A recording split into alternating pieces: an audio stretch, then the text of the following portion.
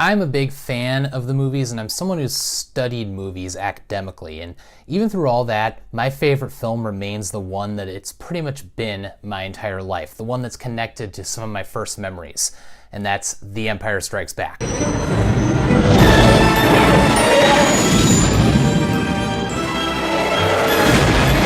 Now, a lot of people might disagree with me that that's the best movie ever, or even that that's the best Star Wars movie ever, but having a well thought out argument and a developed purpose to any claim you make is essential for communicating well with others, as well as knowing yourself and being intellectually honest. This is true when deciding which movie is your favorite and why, but it's also important for when you begin the writing process. It's why we use outlines when we write. Anytime we write, we want to make sure that our points are organized, and this is where the outline can really help you out. A lot of times you'll go into a paper with a lot of information ready. Maybe you're writing a paper about something that already interests you, or maybe you have a lot of sources that are helping you learn about a new topic, but if you sit down at the computer and stare at a blank screen without some sort of roadmap to where your paper will take you, you may get lost. Some people may have a better sense of direction than others, but I'm not going to drive from, say, Minneapolis to Chicago without a map or some kind of app that has directions on it.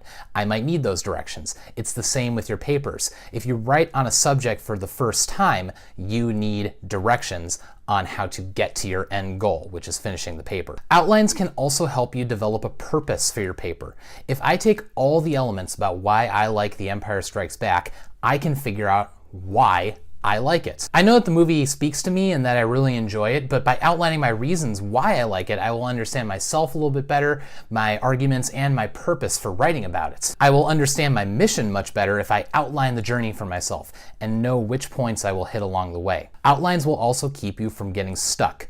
We've all been sitting at our word processors late at night just stuck, not knowing what the next thing to write is, not even knowing what the next sentence should be. We've all asked our teachers about what else could we possibly write about to try to reach the word limit or the page count. But if you have an outline and you know which points are going to hit along the way and exactly what you're going to talk about, you're not going to get lost in that same way. When you decide what to write, only you know where you want to go with your paper. So give yourself as detailed of a map as you can to reaching your goal of finishing the paper.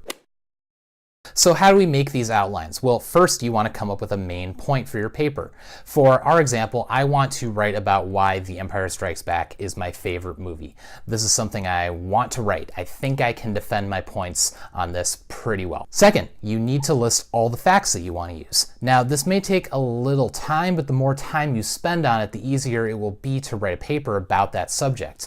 You will have spent more time considering the facts and the figures and the arguments that you want to include, and this will give you more points to hit when you're working your way through the roadmap of your paper. It will make the journey of paper writing more interesting and more satisfying. When I have all the facts that I need for my roadmap of my paper, I need to organize them into groups. And this way, when I work on one part of the paper, I can stay in that headspace and not have like every single fact I want to use clouding my thought process. When I write about the acting in the film, I need to focus on the acting. When I write about the story, I can't keep going off into tangents about the music, for instance.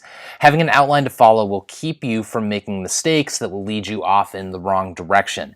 As you can see, the focus of this outline strategy is staying focused, developing your roadmap. I can divide my points into, let's say, acting, world building, and plot, as you can see here. So my outline ends up looking like this. And as you can see, you need to include spots for your introduction and concluding paragraphs as well. Your next step is arranging the outline into a formalized style. Mine is already there, and you'll be asked to do this for a lot of papers. And we follow MLA style for making outlines in class. And MLA outlines are structured like this. You're using Roman numerals for your main points. So for the introduction, the acting, world building, etc. You want to use Roman numerals to indicate those sections of the paper. And any subheadings, any points that you put underneath the main focus of the paragraphs, underneath the Roman numerals, you'll start to use capital letters there. And if you end up putting any points underneath the capital letters, you use numbers, numerals, just like you would do for your page numbers. And if you want to go even more detailed and make some points under those, you start using lowercase numbers. and these are all separated by periods. So a quick note on this, it might not be the default way that your word processor chooses to do the numbered list. So just clicking on numbered list and going with what they have, it may not exactly be MLA formats.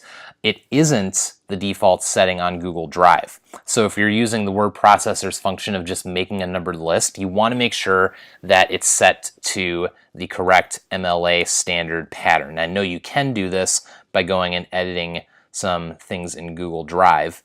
And even if you can't, you can make small edits here and there as they pop up. Another important element to consider is don't ever just use one of the subheadings.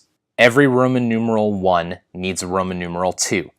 Every A needs a B. Every 1 needs a 2, and so on and so on. So if you ever wind up with like just an A under a heading, you want to make sure it either has a B or work that information into the heading above it, because again, every A needs a B. Every 1 needs a 2.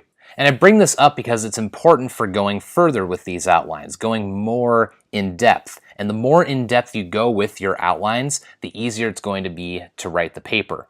And if you hold to this pattern of making sure that every A has a B and every 1 has a 2, you're going to have a more detailed outline to work with, and therefore you're going to wind up with a more detailed paper. If you have any other questions about outlines, the Purdue OWL website that I've referenced is the best place to go. We'll include the link to the website, and it's a great resource for all things writing. So if you're stuck, check that site first.